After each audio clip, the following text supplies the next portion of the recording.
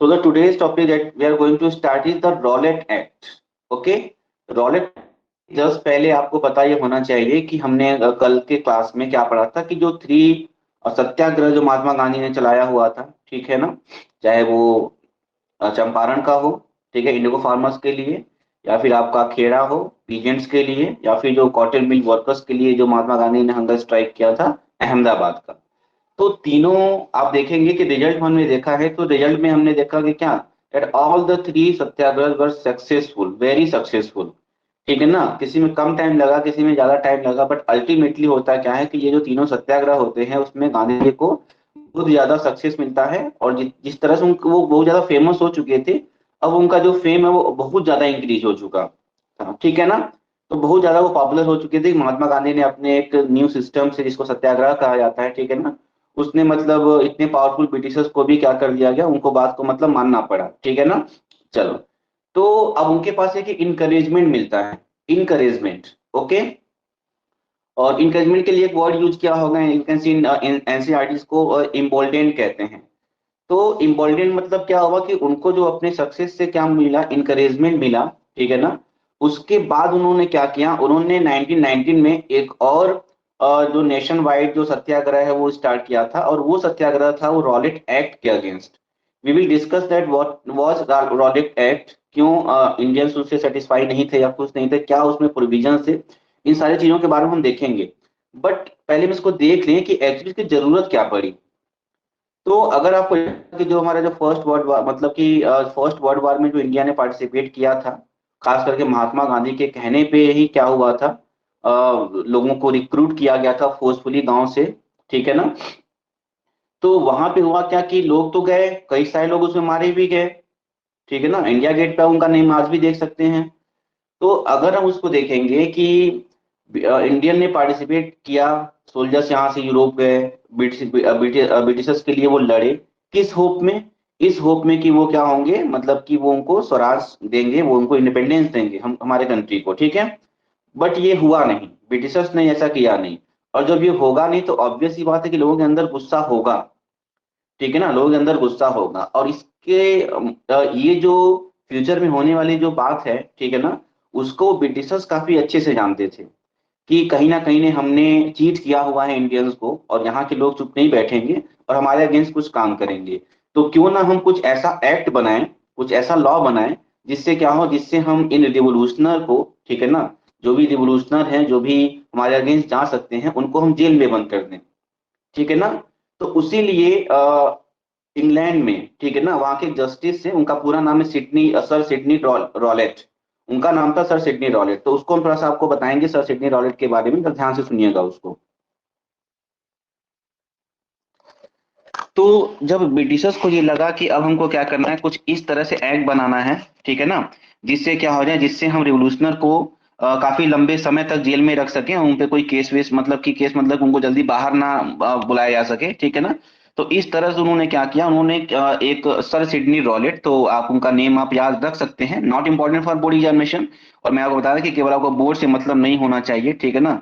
तो उनका जो नाम था वो पूरा नाम था सर सिडनी रॉलेट, ठीक है ना, ये उनका पूरा नाम था। तो एक कमेटी बनाई गई, ठीक है ना, और उसके जो हेड थे वो कौन थे, सर सिडनी रॉलेट उनके हेड थे।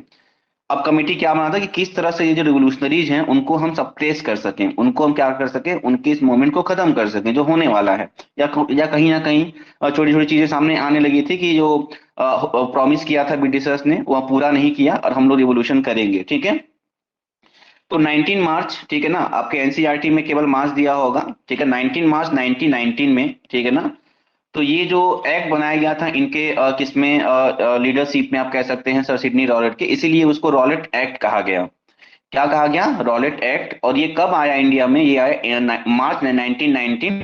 और अगर एक्यूरेट डेट आपको जानना है तो ये हो जाएगा 19 मार्च 1919, ठीक है ना। अच्छा, अब ये है कि एक चीज और आप जानते रहिएगा, क्योंकि इस बुक में बार बार एक काउंसिल नाम का एक वर्ड आएगा, काउंसिल, ठीक है ना।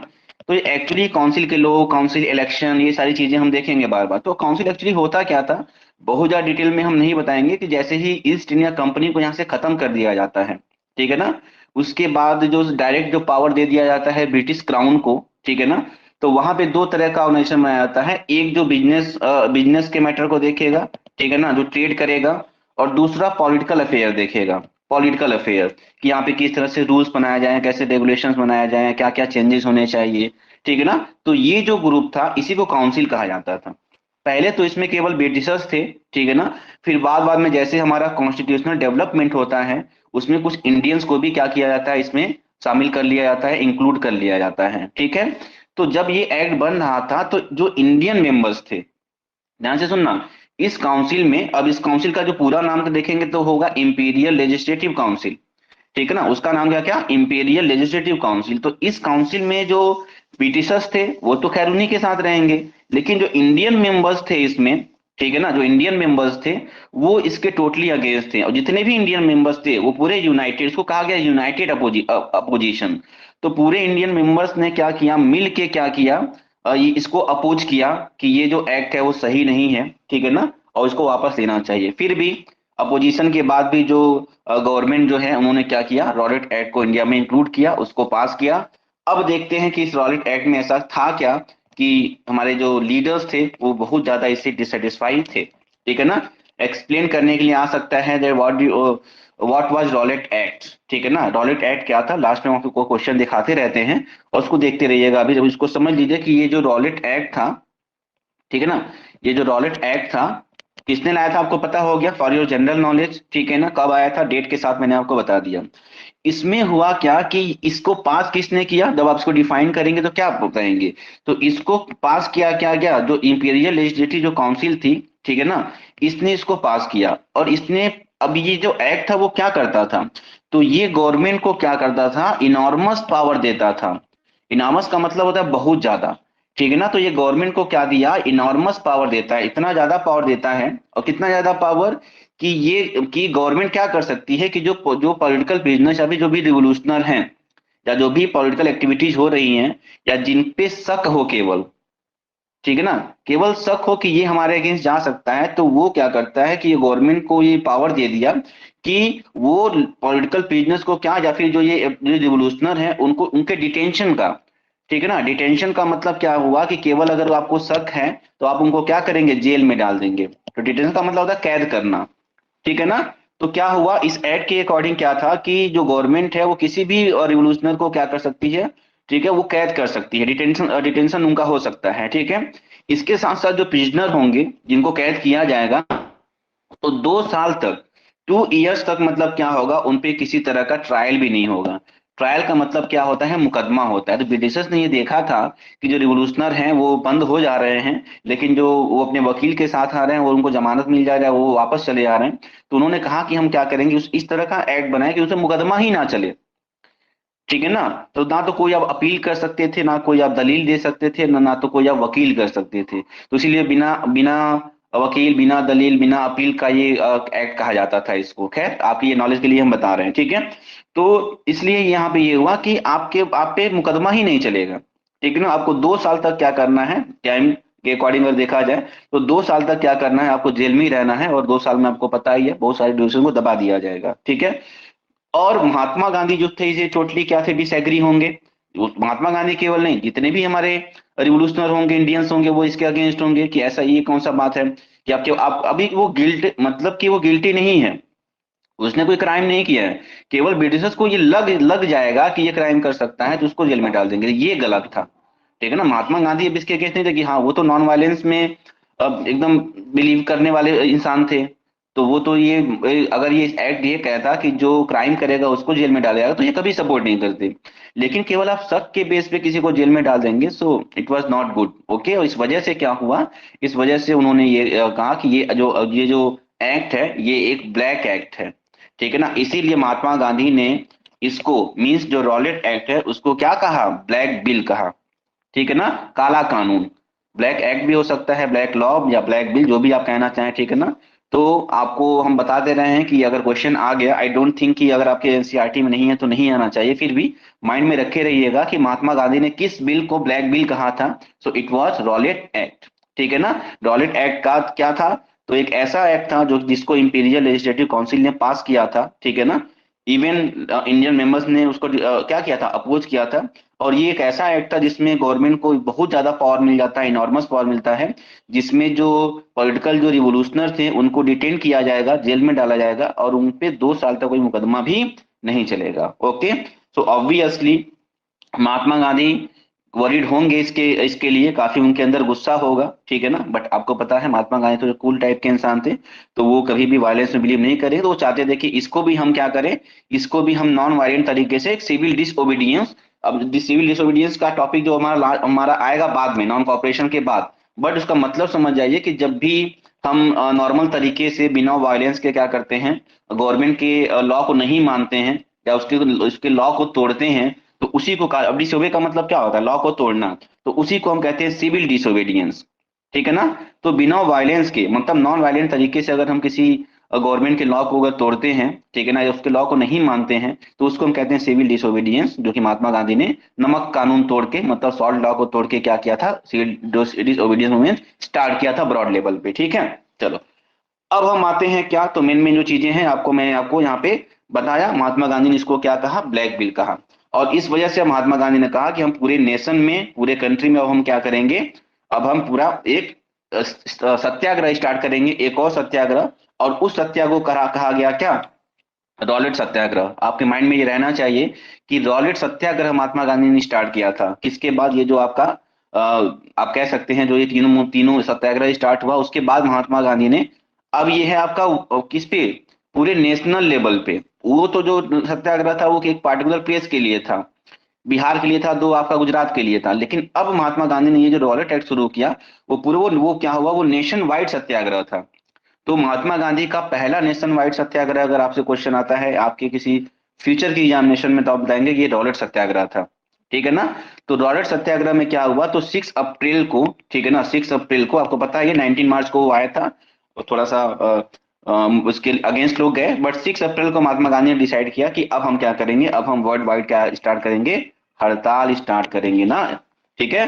तो 6 अप्रैल को क्या हुआ, महात्मा गांधी ने हड़ताल स्टार्ट कर दिया। पूरे कंट्री के लोगों ने नॉन वायलेंट तरीके से कहा क्या, कि आप क्या करिए, इसके अगेंस्ट आप हड़ताल करिए, हर जगह पे हड़ताल शुरू हो गया, ठीक है ना।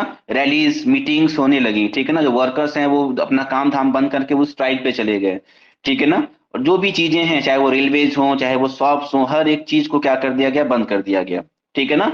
इसके बाद लोगों के अंदर गुस्सा हुआ, और गुस्से के बाद ब्रिटिशर्स को ये लगा कि ये जो भीड़ है, ये जो गुस्से वाले जो लोग हैं, वो हमारे जो मीन्स ऑफ कम्युनिकेशन है, ठीक है ना, या फिर जो रेलवे लाइंस हैं, जो भी ट्रांसपोर्टेशन और कम्युनिकेशन के जो सिस्टम है, उसको लोग बर्बाद कर देंगे। एक र्यूमर फैल गया, जो भी आप कह सकते हैं, कि ब्रिटिशर्स के पास ये न्यूज आया कि लोग रेलवे ट्रैक को या फिर जो भी टेलीफोन लाइंस हैं, कम्युनिकेशन सिस्टम, उसको लोग क्या कर, उसको डिस्टर्ब करने वाले, उसको वो तबाह करने वाले हैं। और इस वजह से ब्रिटिशर्स ने इसको कहा कि अब क्या टाइम आ गया है कि हम क्या करें, इस मूवमेंट को क्लैंप डाउन कर किया जाए। तो क्लैंप डाउन का मतलब क्या होता है, ठीक है ना, क्लैंप डाउन का मतलब होता है किसी भी मूवमेंट को सप्रेस करना, मतलब क्लैंप डाउन का मतलब नीचे लाना, दबा देना उसको, ठीक है। फिर अब ब्रिटिशर्स ने क्या किया, तो ब्रिटिशर्स ने ये किया कि अब उन्होंने देखा कि एक्चुअली में जो इसका जो मेन सेंटर है, ये जो हड़ताल तो पूरे कंट्री में था, लेकिन आपको ये याद होना चाहिए, ठीक है ना, कि इस हड़ताल का, ये जो रॉलेट सत्याग्रह जो स्टार्ट किया गया था, ये हड़ताल जो किया गया था, उसका जो मेन सेंटर था वो क्या था, पंजाब था। आपको ये जानना चाहिए कि क्यों पंजाब में ही ये ज्यादा लोग एक्टिव थे, ठीक है ना। तो मैं आपको यहाँ पे एक 10 सेकंड का टाइम लेके मैं आपको बताता हूँ कि क्या रीजन था कि पंजाब में लोग ज्यादा गुस्से में थे इसके अगेंस्ट, ठीक है।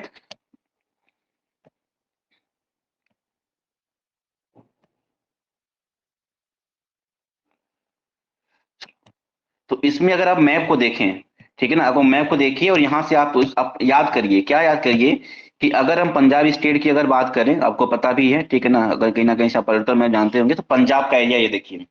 तो पंजाब में क्या था, जो फर्स्ट वर्ल्ड वार जो हुआ था, ठीक है ना, 1914 से, और उसमें मैंने एक इम्पैक्ट बताया था, उसमें मैंने बताया था फोर्स रिक्रूटमेंट, ठीक है ना, उसको क्या कहा गया, फोर्स रिक्रूटमेंट जो हुआ था, जबरदस्ती लोगों को क्या किया गया, अब फोर्सफुली रिक्रूट किया गया और उनको भेजा गया कहाँ पे, ब्रिटेन में। तो सबसे ज्यादा जो सोल्जर गए थे वो कहाँ से गए थे, पंजाब से गए थे। सबसे ज्यादा लोग पंजाब से गए थे, सबसे ज्यादा लोग उसमें मारे गए थे। कभी भी आप इंडिया गेट पे आइएगा तो सिंह का नाम वहां पे ज्यादा होगा, और सिंह का नाम तो आपको पता ही है कि कितने ज्यादा अगर हम मॉडर्न हिस्ट्री में पढ़ें तो सिंह सिंह कई जगह पे आएंगे, ठीक है, इवन भगत सिंह हो या जो भी, ठीक है, चाहे वो ऊधम सिंह हो। तो अब यहाँ पे देखिएगा कि पंजाब वाले एरिया से सबसे ज्यादा लोग मारे गए थे। और जब ये फर्स्ट वर्ल्ड वॉर ओवर हुआ और महात्मा गांधी ने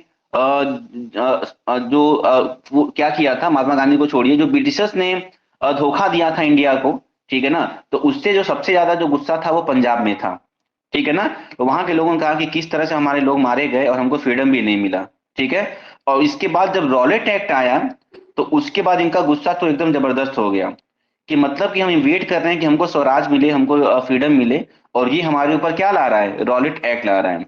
तो ये बहुत ज्यादा गुस्सा होता है, मतलब गुस्से में ये थोड़ा वायलेंट थोड़ा सा हो जाता है। महात्मा गांधी ने कहा था कि नॉन वायलेंस तरीके से, लेकिन अमृतसर में या पंजाब में क्या हुआ, पंजाब में खास करके अमृतसर की बात करें तो वहां पे गुस्सा बहुत ज्यादा फूट पड़ा, ठीक है ना। लोग थोड़ा वायलेंट हो चुके थे, ठीक है ना। दुकानों को जलाना या फिर जो भी चीजें, सब काम शुरू हो चुका था जहां तक बताया जाता है, ठीक है।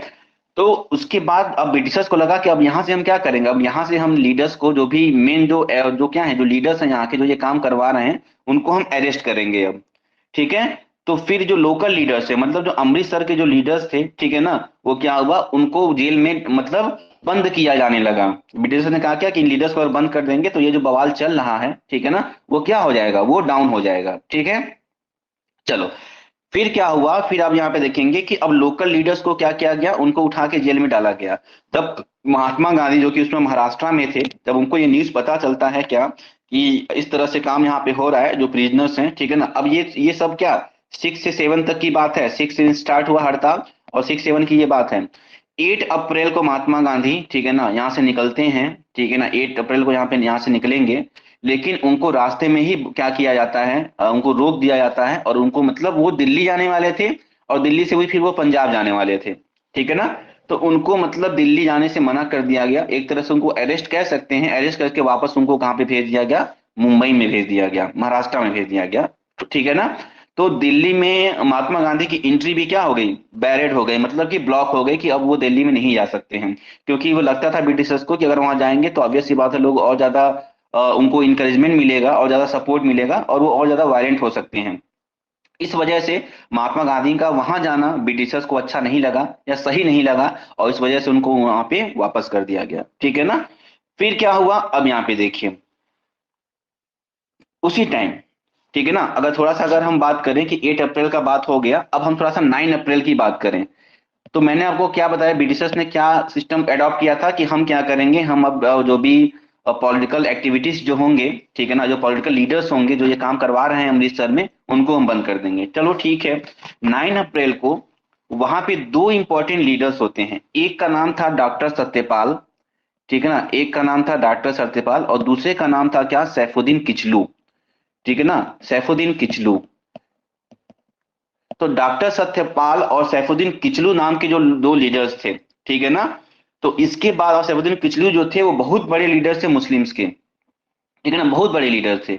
उनको भी क्या कर दिया गया, जेल में बंद कर दिया गया, उनको 9 अप्रैल को अरेस्ट कर दिया गया, ठीक है ना। और जब उनको अरेस्ट किया गया 9 अप्रैल को, ये न्यूज जब अमृतसर के लोगों के पास पहुंची, तो वो जो बचा कुचा लोगों के अंदर जो पेशेंस था, वो भी क्या हो गया, वो भी खत्म हो गया।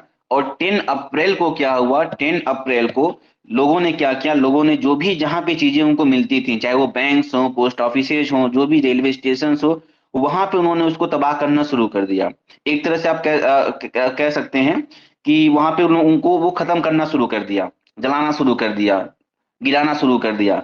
और जब ये चीजें ब्रिटिशर्स के सामने आती हैं, तो ब्रिटिशर्स ने क्या किया, कुछ वहां पे फायरिंग भी की, ठीक है ना। थोड़ा जो भी पीसफुल प्रोसेशन है, जो भी चीजें हैं, ठीक है, उस पर फायरिंग होती है। और जब फायरिंग होती है तो आपको पता है कि फायरिंग के बाद लोगों के अंदर का जो गुस्सा था, खैर वहां पे था ही, लेकिन जब फायरिंग पे वो उतर आते हैं तो लोग वहां पे कुछ शांत हो जाते हैं, ठीक है ना। शांत हो जाने के बाद अपने कंट्री का जो सबसे वर्स्ट डे आप कह सकते हैं, ठीक है ना, अपने कंट्री का सबसे बुरा दिन एक तरह से देखा जाए तो, ठीक है ना, तो वो था आपका क्या, जो 13 अप्रैल का। तब 13 अप्रैल जो कि एक बैसाखी का जो मेला लगा हुआ था, बैसाखी फेयर का वो डे था, ठीक है ना। और पंजाब के अमृतसर में, ठीक है ना, लोगों की जो जो जो पंजाब के अमृतसर में जो जलियांवाला बाग था, ठीक है ना, अब बाग एक्चुअली वो बाग नहीं था, वो एक ग्राउंड था, जो कि एक इनक्लोज ग्राउंड था, मतलब चारों तरफ से एक तरह से घिरा हुआ क्या था, और एक पतला सा एंट्रेंस था वहां पे, ठीक है ना। तो ये एक इनक्लोज ग्राउंड था जलियांवाला बाग का, ठीक है ना। 13 अप्रैल को धीरे धीरे लोगों के यहाँ पे गैदरिंग क्या होती है, शुरू होती है, ठीक है ना। गैदरिंग शुरू होने का दो रीजन था। एक तो ये था कि जो ये दो लीडर को अरेस्ट किया गया था, तो उसके बारे में कुछ डिस्कशन करना था। और एक चीज पहले आप जान जाइए कि जो 10 अप्रैल को जो लोगों ने बवाल शुरू कर दिया था इन दोनों के अरेस्ट होने के बाद, तो ब्रिटिशर्स ने वहां पे मार्शल लॉ लगा दिया था। क्या लगा दिया था? Martial law. मार्शल लॉ एक तरह से कर्फ्यू होता है, जहां पे लोग गैदरिंग नहीं कर सकते हैं, किसी मीटिंग नहीं हो सकती है, बहुत सारी चीजें हैं, ठीक है ना। आपको यहाँ पे समझ लेना है क्या, कि एक तरह से कर्फ्यू का सिस्टम था वहां पे, कि लोग गैदरिंग नहीं कर सकते हैं, ठीक है ना, कोई मीटिंग नहीं या भाषण नहीं, जो भी चीजें हैं, ठीक है ना। चलो, तो यहाँ पे गैदरिंग शुरू हुई। गैदरिंग मैंने ये बताया कि कुछ लोग इसलिए भी गैदर हुए थे, इकट्ठे हुए थे, कि उनको ये डिस्कस करना था कि ये जो हमारे जो दो लीडर अरेस्ट हुए हैं उनको कैसे छुड़ाया जाए। दूसरा ये था कि जो इस शहर से, जो सिटी अमृतसर का जो सिटी है, उससे बहुत दूर वाले जो विलेजेस के लोग हैं, इनको कुछ नहीं, बेचारों को पता है कि यहाँ पे मार्शल लॉ लगा हुआ है, क्या कंडीशन यहाँ पे, कुछ नहीं पता था। तो बच्चों से लेके बूढ़ों तक सारे लोग क्या करने के लिए, ये जो बैसाखी का फेयर लगा हुआ था, ये जो बैसाखी का जो मेला लगा हुआ था, ठीक है ना, इसके लिए क्या हुआ, वो लोग वहां पे इकट्ठे हुए थे, ठीक है ना। उनको कुछ नहीं पता था कि एक्चुअली शहर में हुआ क्या है, मार्शल लॉ लगा है, कर्फ्यू। वो तो बेचारे जो छोटे छोटे बच्चे थे, वो एंजॉय करने के लिए, हम भी जब बच्चे थे, आप भी हैं ही, और छोटे रहे होंगे, तो आपको लगा होगा कि जब भी कोई मेला लगता है, ठीक है ना, तो कितनी ज्यादा खुशी खुशी होती है, खास करके पेरेंट्स के साथ वहां पे जाना, सामान खरीदना, ठीक है ना। तो उसी होप में बेचारे छोटे छोटे जो बच्चे हैं, वो अपने मम्मी पापा के साथ या अपने पेरेंट के साथ वो जाते हैं उस मेले में। और उन बेचारों भोले भोले जो बच्चे हैं, छोटे छोटे बच्चे, उनको कुछ नहीं पता है कि उनके कुछ घंटों के बाद उनके साथ क्या होने वाला है, ठीक है। ठीक है, 13 अप्रैल को गैदरिंग शुरू हुई, बिना किसी वार्निंग के, बिना कुछ बताए, ठीक है ना। क्या किया गया, मतलब कि जो, अब वहां पे ये देखिए कि जनरल डायर, ठीक है ना। अब ये जनरल डायर के लोग लेके थोड़ा सा आप कॉमन नॉलेज मत रखिए, थोड़ा सा स्पेशल नॉलेज आपके पास होना चाहिए। और एक तरह से अगर देखें तो उस समय जो पूरे कंट्री में अगर हम कहें कि जो हेड है, जैसे कि हमारे इसमें प्राइम मिनिस्टर हैं, जो मेजर डिसीजंस लेते हैं, ठीक है ना, जो प्राइम मिनिस्टर, उस समय अगर हमारे प्राइम मिनिस्टर को अगर देखा जाए, तो उस समय जो चैम्सफोर्ड नाम का क्या था, चैम्सफोर्ड जो नाम का क्या था, वो वायसराय था, ठीक है ना। वायसराय जो हमारे, जब ये जलियांवाला इंसिडेंट हुआ, उस समय इंडिया का वायसराय कौन था, तो चैम्सफोर्ड था, ठीक है ना। और क्योंकि अपने कंट्री का हेड तो क्राउन ही है, ठीक है ना, तो उसके बारे में आप बात छोड़ दीजिए। तो एक तरह से हमारे कंट्री का जो मेन जो हेड आप कह सकते हैं, जो रियल हेड है, वो कौन था, वायसराय। और वायसराय कौन था, चैम्सफोर्ड, ठीक है ना। उस समय पंजाब में, अगर पूरे कंट्री में अगर हम केवल पंजाब की बात करें, तो पंजाब का जो गवर्नर, उसको लेफ्टिनेंट गवर्नर कहते हैं। तो जो लेफ्टिनेंट गवर्नर था, उसका नाम था ओ डायर। उसका क्या नाम था, माइकल ओ डायर उसका नाम था। और उसके बाद जो अमृतसर का जो एरिया था पंजाब में, अमृतसर का, वहां का एक जो मिलिट्री कमांडर था, या जो कमांडर था, उसका नाम था जनरल आर डायर, या शॉर्ट में अगर कहें उसको, तो उसका नाम था जनरल डायर, ठीक है ना। तो ओपन फायर करवाने का ऑर्डर जो दिया था, अब देखो, पहले तो आप ये होगा कि जो जो ये प्राइम मिनिस्टर कुछ कहेंगे, तो खैर चैम्सफोर्ड को इतना नॉलेज नहीं है कि क्या हो रहा है, क्या यहाँ पे नहीं है, तो इनको छोड़ दीजिए। लेकिन ये जो पंजाब का जो लेफ्टिनेंट जो गवर्नर था, ठीक है ना, उसने क्या किया, उसने उसको कॉल किया गया, उसने बताया कि ठीक है, अब क्या करिए, गोली चलवा दीजिए, जो गैदरिंग यहाँ पे हुई है, तो ऑर्डर दे देता है। और जब ओपन फायर का ऑर्डर देता है, तो जनरल डायर क्या करता है, उसको एग्जीक्यूट करता है, ठीक है ना। तो जब एग्जीक्यूट करेगा, तो उसने क्या किया, जो भी एंट्री थी उसको बंद कराया, पतली सी एंट्री थी, मैंने ऑलरेडी बता दिया है, बंद करवाया। और फिर अपने सोल्जर्स को ऑर्डर दे दिया ओपन फायर करने के लिए। और वो लगातार वो मतलब वो गोलियां चलाते रहे, गोलियां चलती रही, डेड बॉडी गिरती रही, और डेड बॉडी या जो गोलियां, वो किसी को पहचाने बिना, चाहे वो बच्चे हों, चाहे वो औरतें हों, चाहे वो बूढ़े हों, चाहे वो नौजवान जो भी हों, ठीक है ना, वो बेचारे उनकी जो डेड बॉडीज जो थी, ठीक है ना, वो वहां पे गिरती गई। दीवार इतना ऊंचा था कि उसको क्रॉस करना इम्पॉसिबल था लगभग, ठीक है ना। जो भी वहां पे कुएं थे, लोगों ने अपने जान बचाने के लिए अपने बच्चों के साथ वो कुएं में कूद गए। लेकिन देखते देखते वो कुआं भी किससे भर गया, लोगों के बॉडी से, ठीक है। तो अब वहां पे उस सिचुएशन को आप समझ सकते हैं कि लोगों के अंदर किस तरह से गुस्सा होगा, ठीक है ना।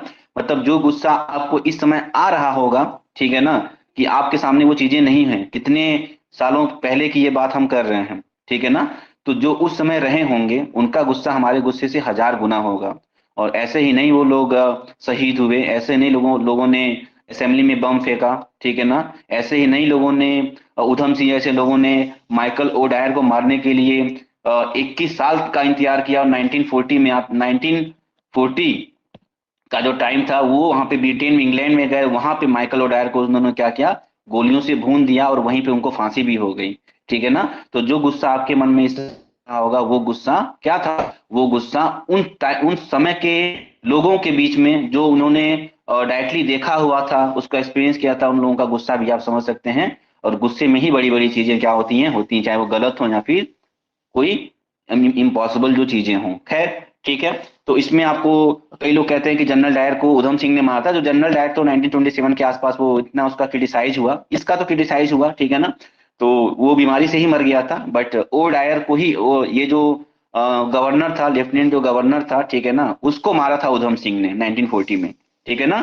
तो उधम सिंह जैसा आपको बनना चाहिए। ये लोग क्या हैं, जो आप अनसंग जो हीरो जो होते हैं, या ठीक है ना, तो अब यही होते हैं, ठीक है ना, उधम सिंह जैसे लोग। तो कहने का मतलब ये है कि ये जो जलियांवाला इंसिडेंट कब हुआ, 13 अप्रैल को हुआ।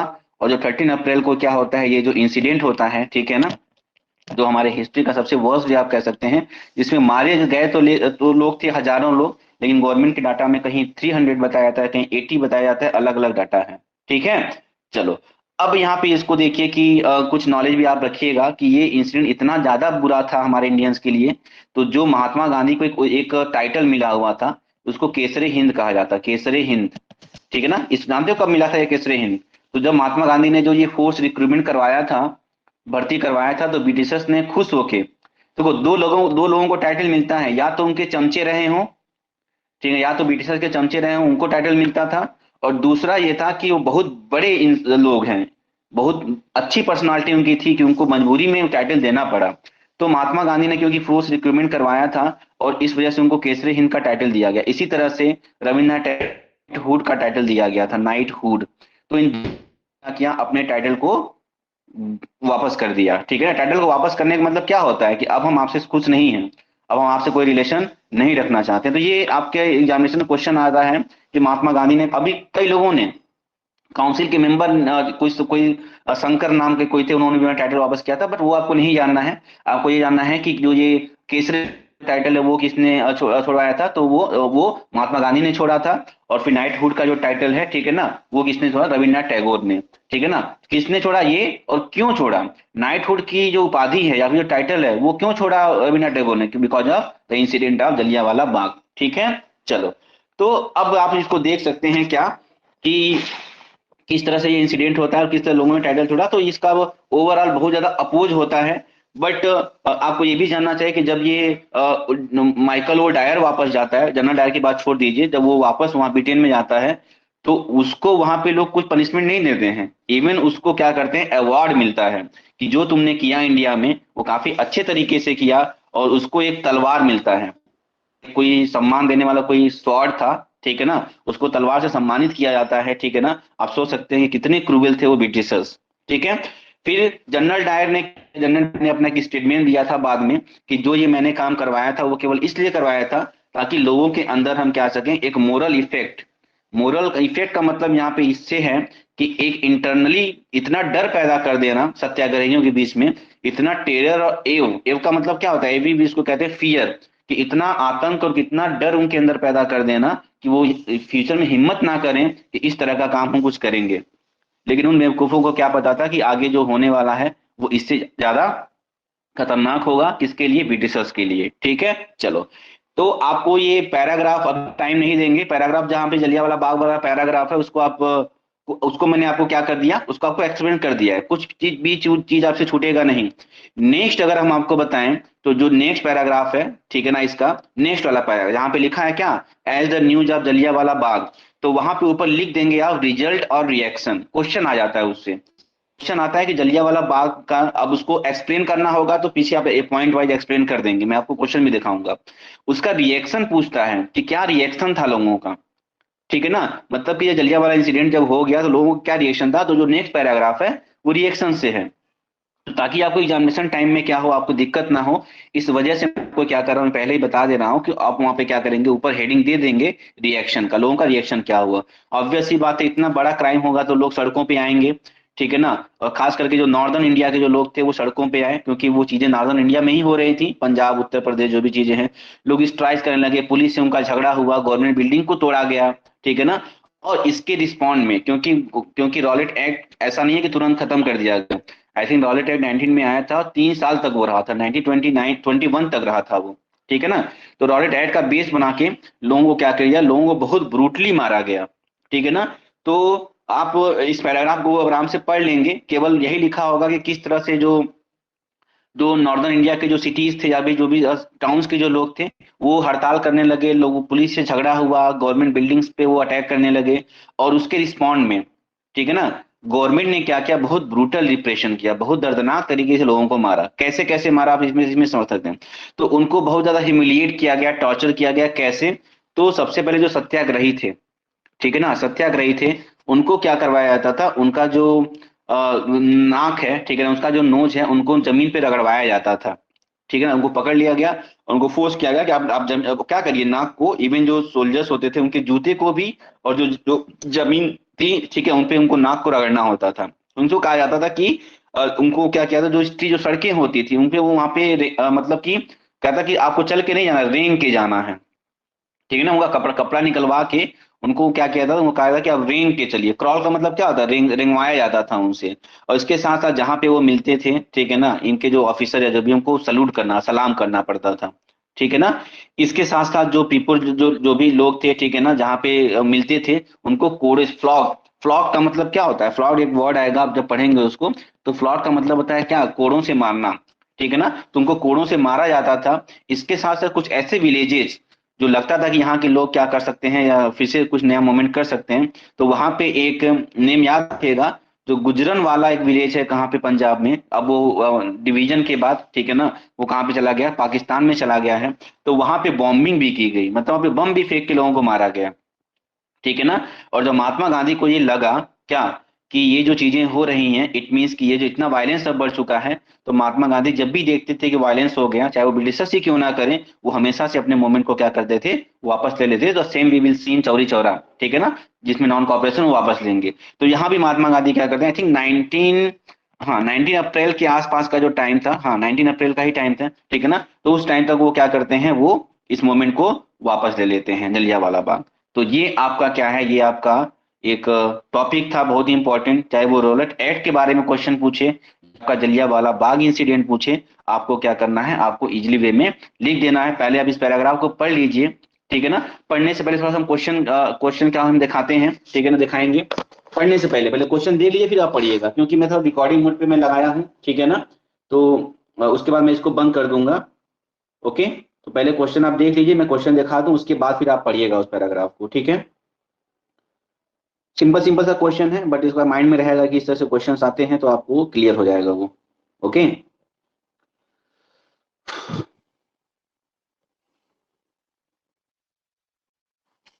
तो एक तो सिंपल सा, explain the impact of Jallianwala Bagh incident. Impact, impact के बारे में पूछा है, ठीक है ना। तो इम्पैक्ट का काम ये है क्या, तो इम्पैक्ट के बारे में आप थोड़ा सा शुरू में एक्सप्लेन कर सकते हैं। इसके साथ साथ क्या होगा कि अब आप ये थर्ड पॉइंट से अगर देखेंगे, तो यहाँ पे चीजें लिखी होंगी कि किस तरह से वो लोगों ने अपना रिस्पॉन्स दिया, अपना रिएक्शन दिया, ठीक है ना। तो या तो एक्सप्लेन करने के लिए आएगा, केवल तो पूरा एक्सप्लेन कर देंगे, ठीक है ना। कि अगर उसका इम्पैक्ट पूछेगा तो एक दो लाइन लिख देंगे, क्या उस दिन हुआ था, कैसे लोग इकट्ठे हुए थे, किसने किया था ये, और उसके बाद किस तरह से लोगों ने स्ट्राइक किया, और गवर्नमेंट ने किस तरह से उसको सप्रेस किया, क्या क्या करवाया लोगों से, ताकि होगा आपको। ये हमारे लिए बहुत ह्यूमिलेटिंग चीज है कि हमारे रिवोल्यूशनर को ये सब करना पड़ा, को याद करना पड़ेगा ये सब चीज, ठीक, कुछ चीजें हमको याद करनी पड़े ताकि हम बदला ले सकें, ठीक है। चलो, फिर आप यहाँ पे देखेंगे, क्वेश्चन की अगर बात करें तो यहाँ पे तो जस्ट वेट ए सेकेंड।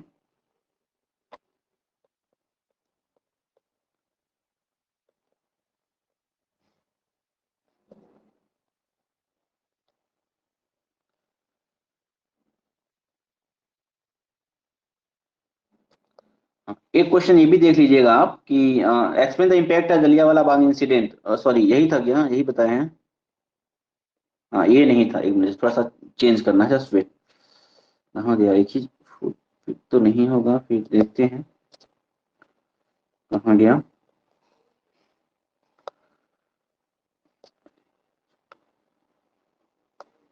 अच्छा इधर होगा, इसको जरा देख लेते हैं। हाँ, why did Gandhi ji decided to launch a nationwide satyagraha against the propose Rowlatt act 1919। तो 1919 में जो रॉलेट एक्ट जो प्रपोज वो कितने साल ये आया हुआ है, ध्यान से देखना, ये बहुत इंपॉर्टेंट क्वेश्चन है, ठीक है ना। तो क्यों उन्होंने क्या मूवमेंट स्टार्ट किया था, आपको बताना है कि क्यों रॉलेट एक्ट क्या वो गलत था, क्या बुराइयां थी उनकी, ठीक है ना। तो आपको उसको एक्सप्लेन कर देना, जो मैंने आपको एक्सप्लेन किया है वो पॉइंट वाइज यहाँ पे एक्सप्लेन किया हुआ है, किसने पास किया, ठीक है ना, उसको ब्लैक टेट कहा गया, या जो भी चीजें उसमें क्या क्या चीजें क्या सिस्टम था, ठीक है ना। मतलब कि उसमें प्रोविजन क्या क्या था, कैसे लोगों को बंद करना था, कितने टाइम के लिए, ओके। तो ये सारी चीजें आप क्या करेंगे, लिख लेंगे इसको, तो ये सारी चीजें यहाँ पे लिखी हुई हैं, ठीक है। तो जो भी चीजें हम आपको एक्सप्लेन कर दिए हैं, जब आप उसको पॉइंट वाइज पढ़ेंगे ना, तो एकदम आराम से आपको वो एकदम माइंड में बैठ जाएगा। और क्योंकि जब समझ के आप इस चीज को पढ़ेंगे ना, तो वो चीजें भूलती नहीं है जल्दी, ठीक है। तो ये क्वेश्चन आपका है, एक और देख लेते हैं, नहीं तो फिर आपको हम टाइम दे देंगे, पहले उसको पढ़िए, नहीं तो पढ़ना भी जरूरी है आपके लिए, हम पढ़ने का टाइम नहीं दे पा रहे हैं आपको। तो एक आपका हो गया ये, मैंने आपको दिया ही है। और दूसरा अगर देखा जाए तो हो सकता है इसमें हो, बट ठीक है। तो आई थिंक अभी यही अब टॉपिक का कितना क्वेश्चन आएगा, तो ये सब क्वेश्चन हैं जो आपको देखने के लिए मिलेंगे, ठीक है ना, एग्जामिनेशन में, ठीक है, इसी तरह के क्वेश्चन। बस एक और देख लीजिए, हाँ ये जो क्वेश्चन है थोड़ा सा बड़ा है, लेकिन इसको देखिएगा। इसमें ये दिया हुआ है क्वेश्चन नंबर 10, देखिएगा कि what were the circumstances which led to Jallianwala Bagh incidents. वो कौन कौन से सर्कमस्टांसेस थे जिससे जलियांवाला बाग इंसिडेंट हुआ। तो चाहे आप उसको रॉलेट एक्ट के बारे में बता दीजिए, देखो स्टोरी आपको क्लियर हो गई है, तो रॉलेट एक्ट बता दीजिए कि उसके वजह से, ठीक है ना। दूसरा आपको बताएंगे कि रॉलेट जो सत्याग्रही थे और किस तरह से उनको टॉर्चर किया गया उनके वजह से, और मार्शल लॉ लगाने के बाद किस तरह से पॉलिटिकल लीडर्स को अरेस्ट किया गया, गांधी जी को दिल्ली आने से मना कर दिया गया, ठीक है ना, लोगों को मारा गया। और उसी वजह से जो लास्ट में देखेंगे, इसी वजह से लोग क्या हुए, जो दो लीडर वहां पे अरेस्ट कर दिए गए थे, तो इसके लिए लोग जलियांवाला बाग में क्या थे, 13 अप्रैल को इकट्ठा हुए। और वहां पे क्या किया गया, जनरल डायर ने उन पे गोलियां चला दी, ठीक है ना। अब जब गोलियां चला दी तो उसके बाद लोगों का रिस्पॉन्स क्या रहा, तो यहाँ पे दो क्वेश्चन है। इवन आप क्वेश्चन जब पढ़ेंगे अब लिखेंगे क्या, describe in brief reaction of the people immediately after the incident. तो अगर आप इसको पढ़ेंगे नहीं ना, तो केवल जलियांवाला बाग की कहानी सुन के आप मजे लें, तो इससे कुछ नहीं होने वाला है। अब क्वेश्चन देखिए किस तरह से बनता है। तो यहाँ पे आप देखेंगे कि अब उनका रिएक्शन क्या, मैंने इसीलिए हेडिंग लिखवा दिया कि रिएक्शन भी देखिए। तो रिएक्शन केवल 2 पॉइंट में यहाँ पे लिखना है, और इवन आपको 3-4 पॉइंट लिखना होगा तब भी आप रिएक्शन लिख देंगे, आप इस लेवल का प्रिपरेशन करेंगे, ठीक है ना। तो ये कुछ क्वेश्चन थे, ठीक है ना। तो सबसे पहले मैं क्या कर रहा हूँ, ये रिकॉर्डिंग जो सेशन है जो मुझे यूट्यूब पे आज बस डालना है, इसके बाद कुछ नहीं, ठीक है ना। तो ये जो रिकॉर्डिंग उसको उसको आप पढ़िए और फिर हमको बताइए कि कुछ कंफ्यूजन है तो, ठीक है।